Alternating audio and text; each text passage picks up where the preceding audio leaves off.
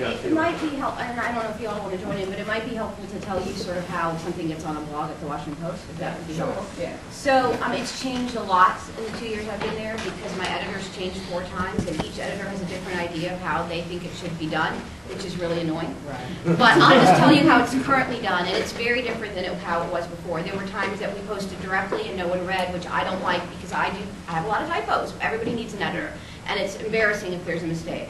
But, you know, and then my colleague and I, we used to read each other's.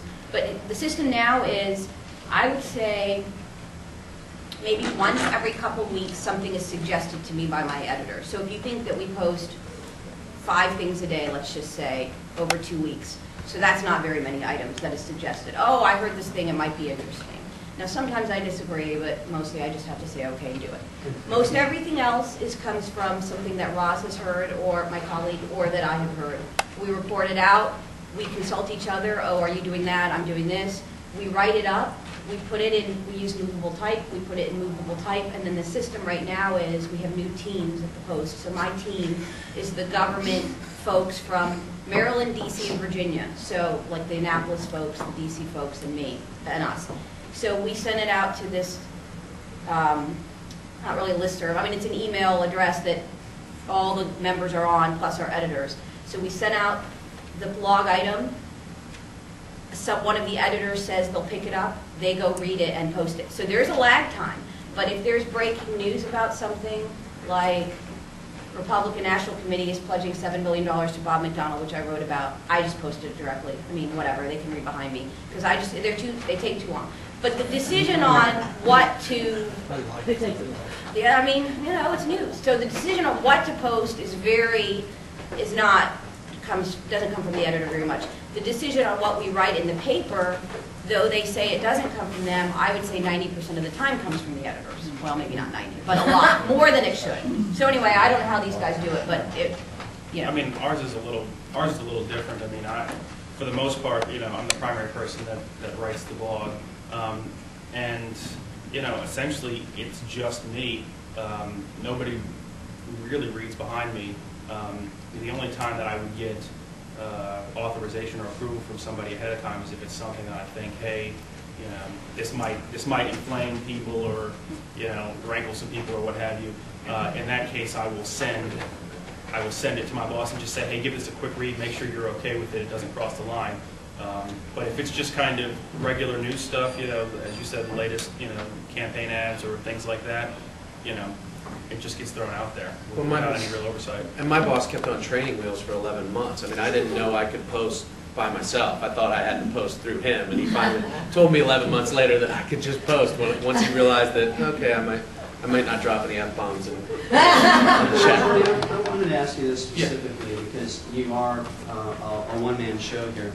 How difficult is it, and we've got a good example of it right here, to post to the blog every day or to continue to drive readerships to the blog every day when, I mean, you're the primary reporter for the Virginian-Pilot. You've got to get stuff written in terms of articles. I mean, you're constantly making phone calls, constantly following up on stories.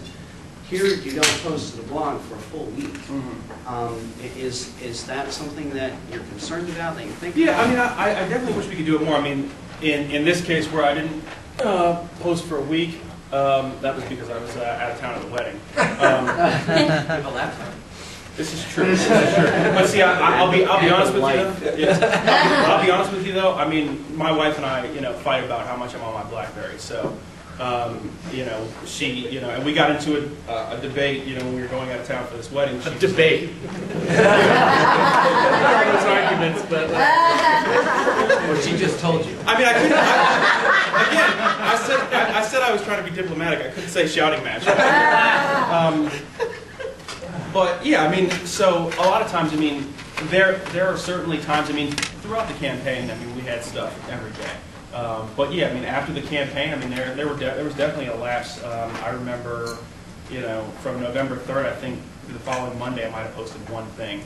And then last week, I worked a short week and I went out of town for a wedding, left on Thursday. So yeah, I mean, there definitely are times where I have lapses. Do I wish that weren't the case? Absolutely. But you know, given the manpower issues that I have. That's a general question too for all of you. Well, I I mean, think are you that- concerned, as a lot of us are concerned about, for your sites as well, to try to get fresh content on your site every day? I mean, if we not have multiple times? listen. We're Tribune Company, so we're getting these mandates not only from the third floor of the Daily Press, but also from the third floor of the Chicago Tribune or the LA Times or wherever Nancy Pelosi sends all her messages and. Sorry.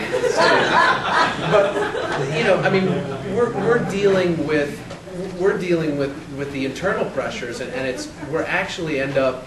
I mean, we perform better pound for pound than a lot of the other papers because we get these mandates. Like they said, they wanted 60 posts a day on the not from the Chablanc, but just 60 updates during the day. They give you a number? Well, we got a specific. It was a goal, but we got a specific number, and the Daily Press ended up crushing that because people were throwing up any press release because it's like.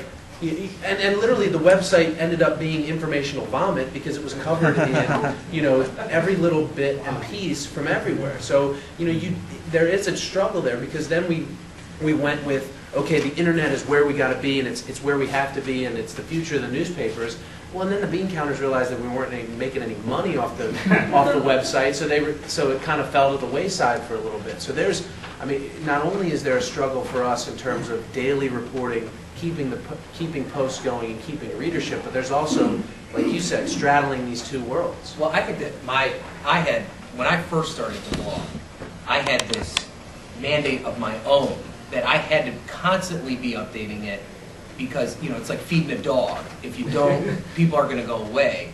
And my wife's in the back, so she got a good chuckle out of Julian and his wife's discussion about updating the blog. But I work a night shift, so usually what I do is the first thing I get up in the morning is I start purveying my emails and making calls, and usually I update the blog from home before I even go into work, before I even find out what, whose deadbeat dad's door I have to knock on for my general assignment news story of the day. But I dealt with it.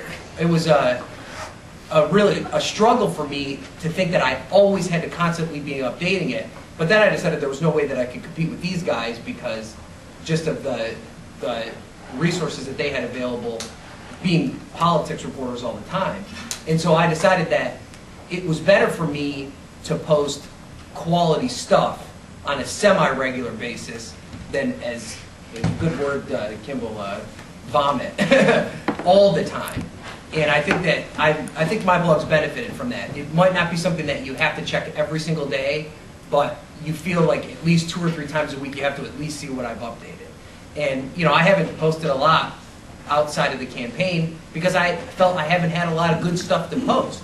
But when I do have something good to post, then I will, and I'll spend the time that I have to on it. And I think that I had a real struggle with the battle over content versus quality. And I've decided, at least for my blog, it makes more sense to have quality posts on a semi-regular basis than just posts constantly.